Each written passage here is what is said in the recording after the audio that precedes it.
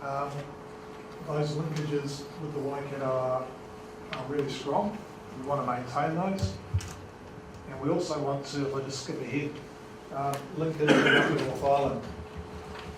So you may be aware of the concept of UNISA, which is the Upper North Island Strategic Alliance. That's the Bay of Plenty, Waikato, Auckland and Northern regions working with Hamilton City Council, Auckland, Whai and Tauranga to look at what are the issues for the Upper North Island that councils can grapple with. So they are a conduit, the 7 councils for the other 15 that exist within those 4 regions. To date, there's been a couple of key pieces of work produced. One of those has been the Upper North Island Freight Story. New Zealand Transport Agency led that, and that's looked at investment in, I guess, the transport network across the Upper North Island.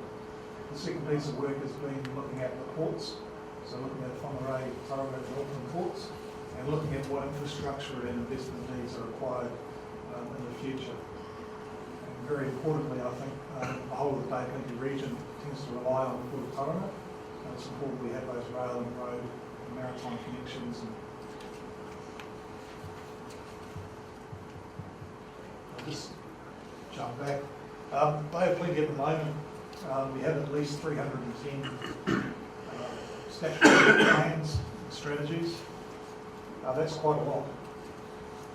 What's intended is, through this process, we're looking at streamlining that if we can, coming up with some agreed outcomes, seeing if we can reduce that duplication of planning and policy, and looking to make sure that decision making is more enabled going forward.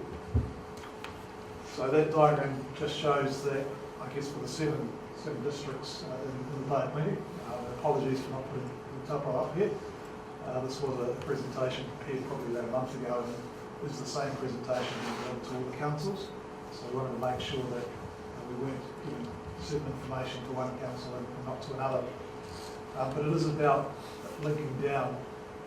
Currently within the Bay of Plenty, we've logically got 3 sub-regions, and if we add Taupo, then that's a 4th. So we've got the Western Bay of Plenty, which is Tauranga and Western Bay of Plenty districts. We've got the Eastern Bay, Kaunihera, Arataki and Whakatane. The Rotorua district is another sub-region, and then Taupo. So the work that we're doing at the moment is focused around those sub-regions. Western Bay of Plenty has smart growth, and it's nearing the stage of its 3rd generation version of that. That's the equivalent of future-proof that is in the Waikato. That is more or less spatial planning for the Western Bay of Plenty.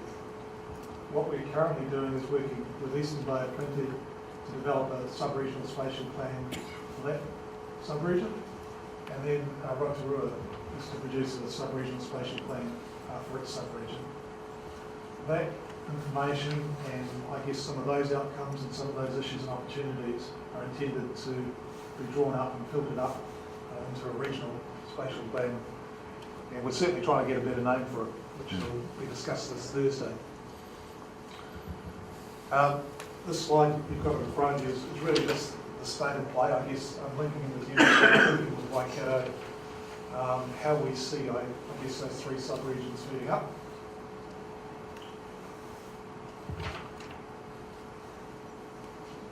The intention with the spatial plan is that it must speak with one voice. It must set some priorities if it can, certainly set outcomes. So the Auckland spatial plan did that, the Auckland plan, set some key outcomes, whether that's education achievement, whether that's growth, whether that's industry, whether it's, I guess, creating employment, wealth. Those are probably all the sorts of outcomes that will come into it.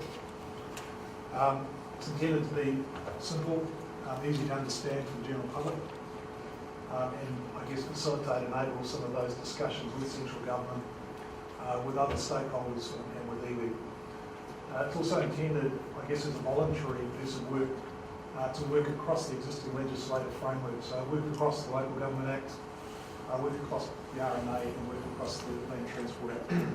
But it's not intended to take away some of those existing requirements under those legislation, nor to tell any particular council what it should be doing. It must have buy-in, and decisions are retained with each individual council. Just lastly, in terms of the next steps, we're currently, I guess, doing the roadshow,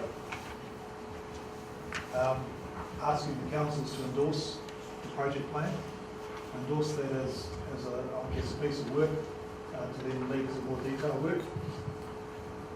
We've recently just appointed a project director, so that's an independent person. The project is very much intended not to be seen as the Bay Plenty Regional Council seeking to do something that may be amalgamation and drag. Equally, we want to make sure that there is buy-in and support from across the councils, and I guess that's the intent of the leadership group. It's not a regional council project, it is owned by the leadership group, owned by the mayors and chairs, and ultimately owned by all of the councils. So the first phase is doing a stock take, a situation analysis with Burl. So Burl are an economic consultancy based in Wellington.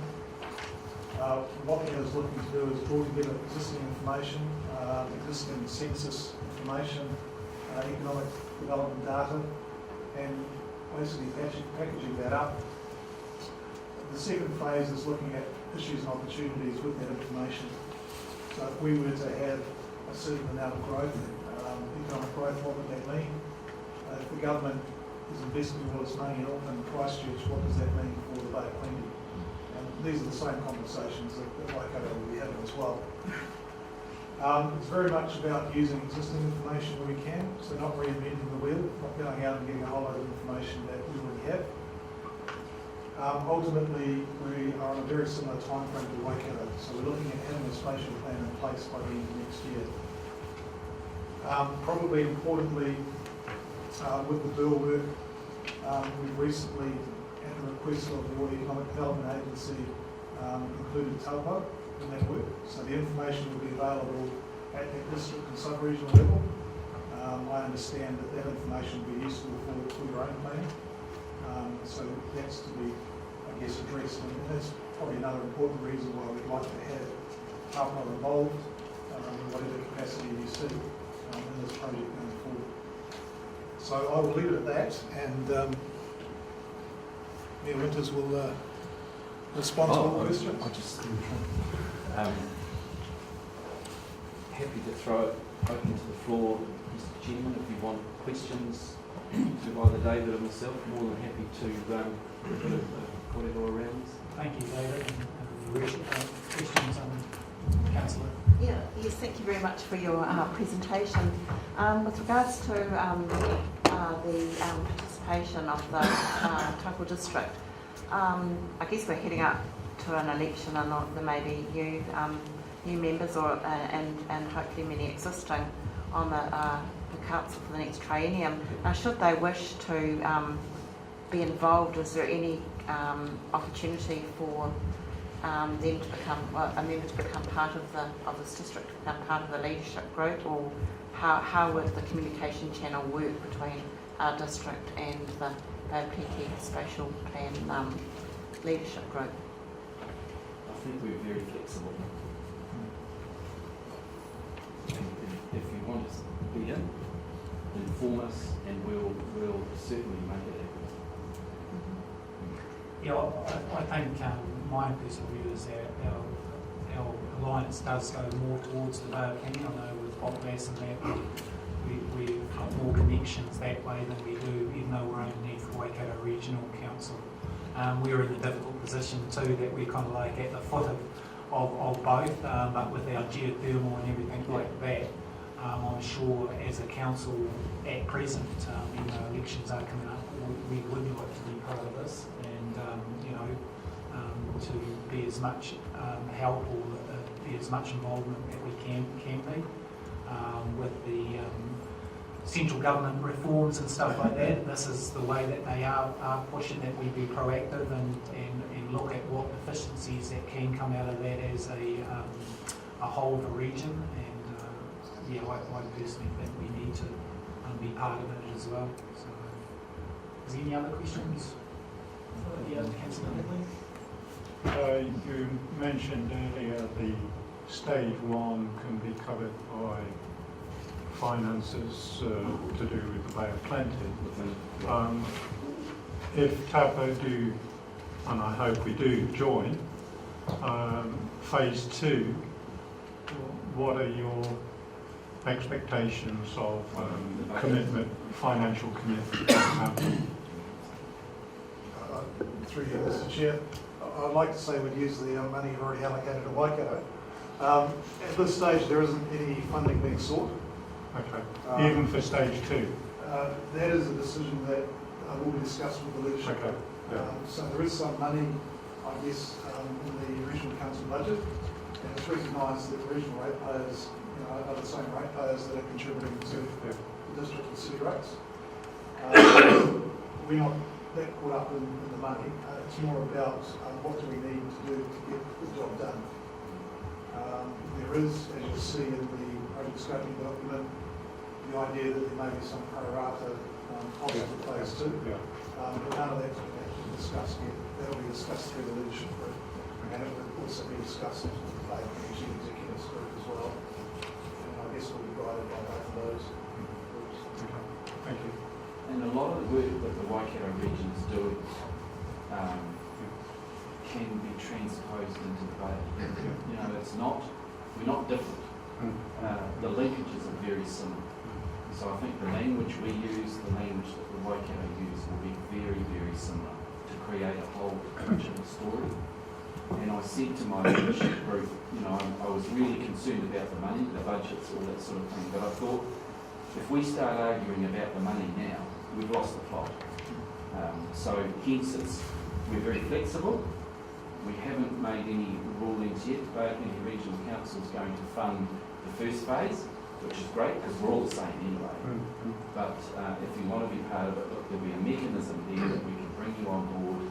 And look, it's not going to be expensive because I think the returns long term are going to be massive. This is an investment as opposed to a cost. And I think we need to look at it because that's how we look at it.